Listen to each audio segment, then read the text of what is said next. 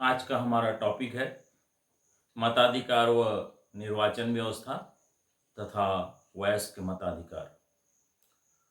हमारे यहाँ समानता के आधार पर बिना कोई भेदभाव के मताधिकार प्रदान किया गया है। भारतीय संविधान में 1989 61वें संविधान संशोधन के आधार से जो वोट देने की वयस्कता का आयु था उसको 21 वर्ष से घटाकर 18 वर्ष किया गया है। इसका उद्देश्य यह है कि किसी प्रकार के किसी भी व्यक्ति के साथ भेदभाव न हो और समानता के आधार से सभी को वोट देने का अधिकार प्राप्त हो। डॉक्टर अब्राहम लिंकन ने मताधिकार के संबंध में अपना विचार व्यक्त करते हुए कहा है, प्रजातंत्र जनता का, जनता के लिए और जनता के द्वारा शासन है। जनता द्वारा प्रतिनिधियों का निर्वाचन करने का अधिकार बिना भेदभाव के संविधान द्वारा जो हमारे देश में प्रदान किया गया है वही मताधिकार है।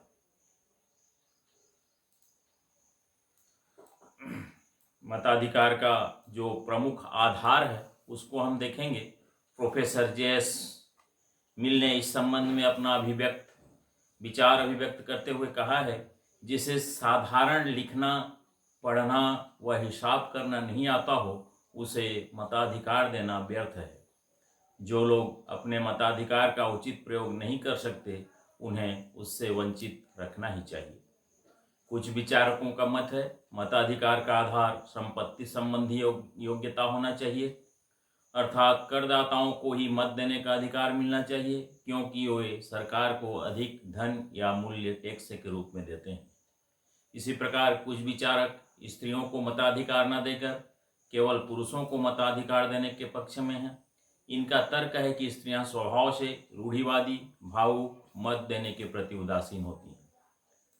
उपयुक्त सभी विचारकों ने शिक्षा, संपत्ति या लिंग संबंधी योग्यताओं को मताधिकार का आधार मानकर सीमित मताधिकार का पक्ष लिया, किंतु वर्तमान समय या आधुनिक लोकतंत्र में उपयुक्त आधारों को स्वीकार नहीं किया जा सकता।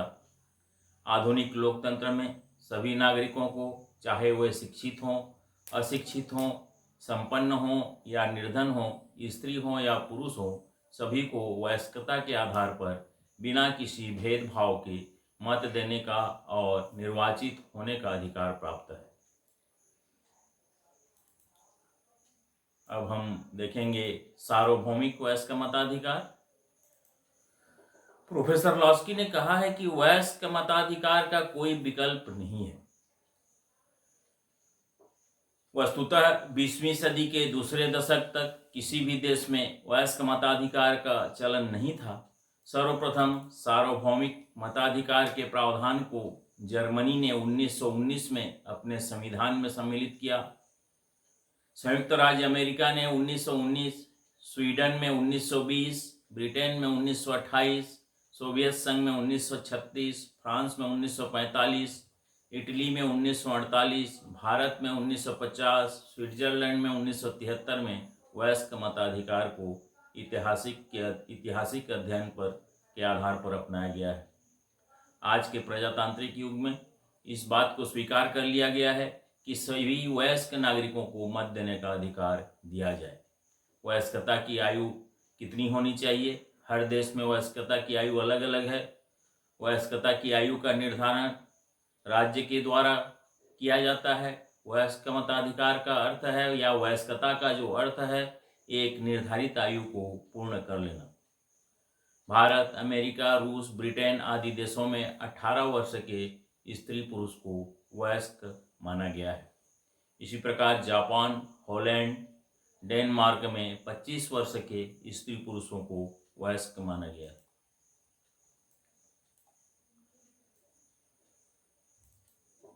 संविधान के अध्ययन से यह भी स्पष्ट है, भारत में 1988 के पूर्व तक मताधिकार की न्यूनतम आयु 21 वर्ष थी। 1989 में 61वें संवैधानिक संशोधन के द्वारा 21 वर्ष को घटाकर 18 वर्ष कर दी गई है।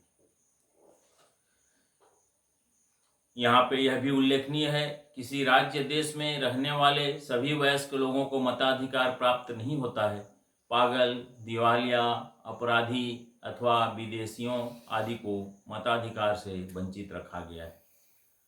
भारत में सार्वभौमिक वयस्क मताधिकार हेतु जो योग्यताएं निर्धारित की गई हैं उसमें सबसे पहला मतदान के लिए आयु सीमा का निर्धारण देश के कानून द्वारा किया जाता है।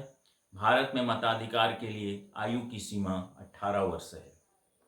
मताधिकार के लिए आवासीय योग्यता द्वितीय योग्यता है, जिसके आधार पर व्यक्ति को एक निश्चित समय तक उस निर्वाचन क्षेत्र में निवास करना आवश्यक है।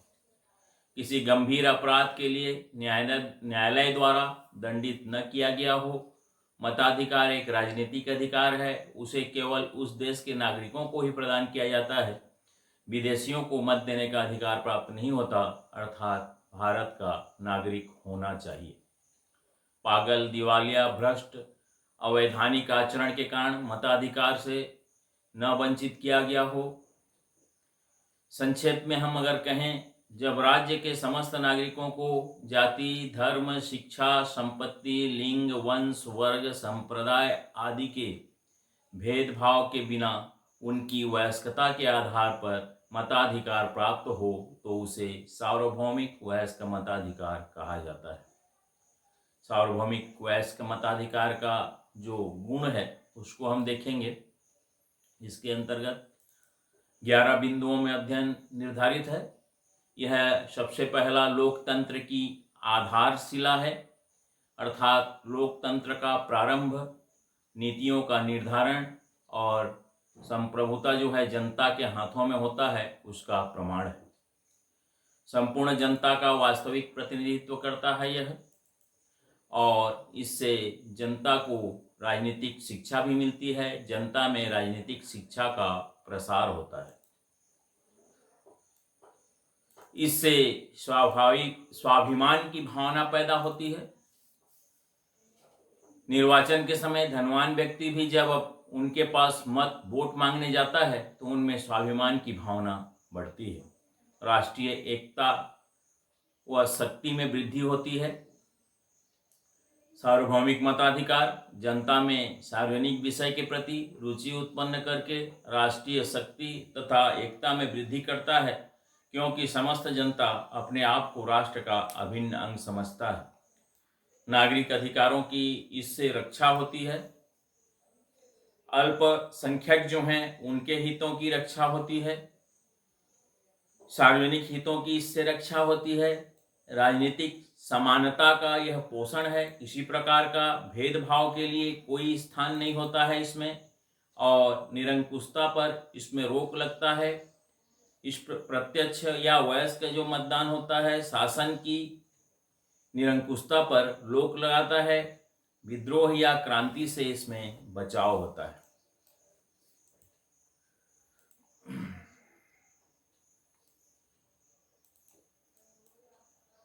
वयस्क मताधिकार का हम महत्व देखेंगे। यह जनता की संप्रभुता की व्यवहारिक अभिव्यक्ति वयस्क मताधिकार द्वारा ही संभव है। देश के सभी नागरिकों को एक निश्चित आयु प्राप्त करने पर अपने प्रतिनिधियों को चुनने का अधिकार उसको मिलता है। मतदाता जनप्रतिनिधि संस्थाओं के प्रतिनिधियों को बिना भेदभाव के चुनता है। इससे स्वतंत्रता व समानता के सिद्धांत का प्रतिपादन होता है। वयस्क मताधिकार द्वारा चुने गए प्रतिनिधियों के माध्यम से जनता की शासन में भागीदारी होती है। वयस्क मताधिकार के कारण सरकार जनता के बीच सामंजस्य पैदा होता है।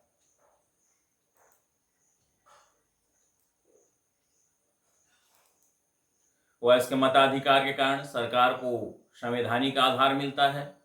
इसका महत्व यह है कि जब चाहे मतदाता सरकार को या सरकार के हित में काम न करने पर जनता सरकार को बदल सकती है। वयस्क मताधिकार में नागरिक की प्रतिष्ठा में वृद्धि होती है। देश में क्रांति की संभावना नहीं रहती है। अब हम देखेंगे मतदान की विभिन्न जो हमारे देश में प्रचलित विधियां हैं, प्रणालियां हैं। डायरेक्ट सिस्टम ऑफ वोटिंग, इसके अंतर्गत प्रत्यक्ष मतदान प्रणाली, इसके अनुसार मतदाता स्वयं अपने मत का प्रयोग करके प्रतिनिधि को चुनता है। जैसे लोकसभा, विधानसभा के सदस्य चुनाव के समय एक निर्वाचन क्षेत्र से जितने भी उम्मीदवार चुनाव लड़ते हैं, उन सभी उम्मीदवारों में से किसी एक उम्मीदवार को ही मतदाता अपनी पसंद के अनुसार वोट करता है। आजकल मत पेटी के स्थान पर ईवीएम यानी कि इलेक्ट्रॉनिक वोटिंग मशीन का प्रयोग होने लगा है। इसमें अनेक बटनों के पहले चुनाव चिन्ह अंकित होते हैं। मतदाता अपने पसंद के चुनाव चिन्ह के सामने बटन दबाता है और उसका मत अंकित हो जाता है। यह गुप्त रखा जाता है। भारत में लोकसभा, विधानसभा, नगर निगम, नगर पालिका, ग्राम पंचायत के सदस्यों का चुनाव प्रत्यक्ष मतदान प्रणाली के अनुसार होता है। प्रत्यक्ष मतदान प्रणाली के हम गुण देखेंगे। यह जनतंत्रीय प्रणाली है। इस प्रणाली में जनता अपने प्रतिनिधियों का चुनाव स्वयं करती है।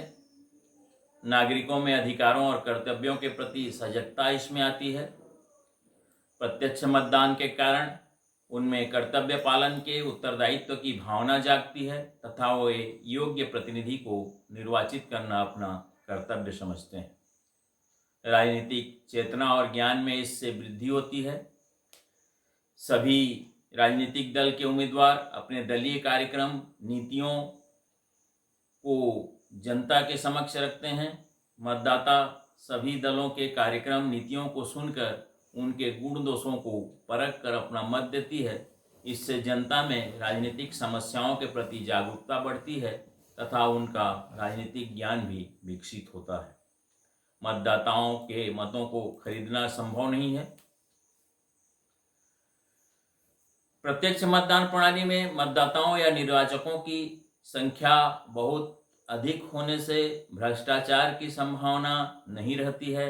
मतदाताओं की संख्या अधिक होने के कारण उम्मीदवारों के द्वारा उन्हें प्रलोभित करके उनका मत खरीदना संभव नहीं होता है। प्रतिनिधियों का निर्वाचन के पश्चात भी जनता से संपर्क रहता है। प्रत्यक्ष निर्वाचन प्रणाली में चुनाव संपन्न हो जाने के पश्चात भी जो जीता हुआ विजयी दल, सत्तासीन दल और विजयी दल या पराजित प्रत्याशी भी जनता के बीच जाकर उनकी समस्याओं को सुनते हैं और हल करने की कोशिश करते हैं।